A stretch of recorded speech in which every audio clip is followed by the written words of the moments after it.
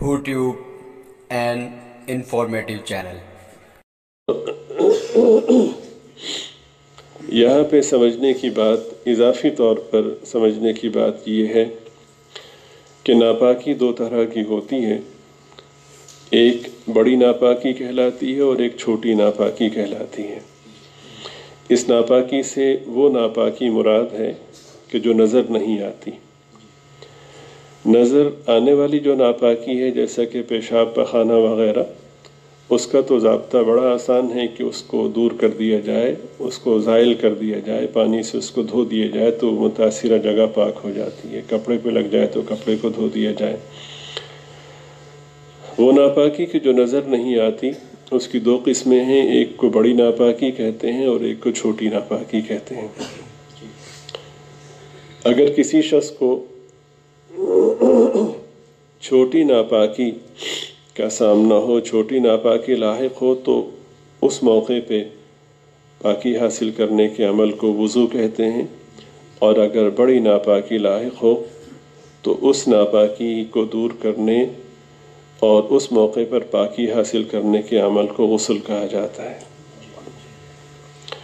गुस्ल का तरीक़ा ये है कि गुस्ल में फ़र्ज़ तो तीन ही हैं, लेकिन वो नहीं हैं जो उन साहब ने बयान किए।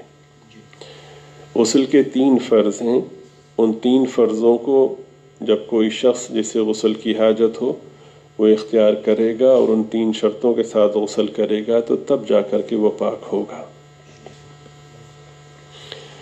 गुस्ल वाजिब होने की सूरत में ये बात ज़हन में रखें कि गुस्ल के वाजिब होने की दो शक्लें होती हैं, एक इख्तियारी और एक गैर इख्तियारी।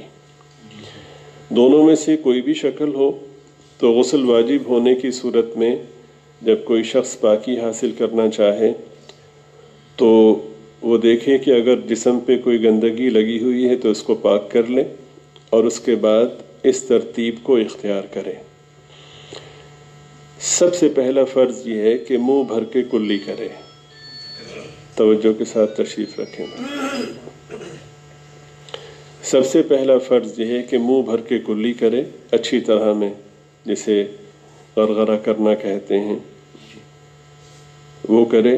दूसरा फ़र्ज़ ये है कि नाक में पानी डाले यहाँ तक कि नरम हड्डी तक पानी पहुँच जाए। और तीसरा फ़र्ज़ ये है कि पूरे के पूरे बदन पर पानी इस तरह से बहाए कि एक बाल के बराबर भी बदन का ज़ाहिरी हिस्सा खुश्क न रहे। इस तरतीब पे गुस्ल करेगा कोई शख्स, चाहे बग़ैर साबुन के हो, बग़ैर शैम्पू के हो, बग़ैर बॉडी वॉश के हो, या जो भी अला बला हुआ करती हैं, किसी चीज़ का इस्तेमाल ना हो, तो अल्लाह की नज़र में, शरीयत मुतहरा की निगाह में वो शख्स पाक होगा। और अगर इस तरीक़े पर गुस्ल नहीं करेगा तो दुनिया भर की सफाई के हुसूल की अशिया को इख्तियार कर ले, सात समंदर भी अपने ऊपर बहा ले, वो पाक नहीं होगा।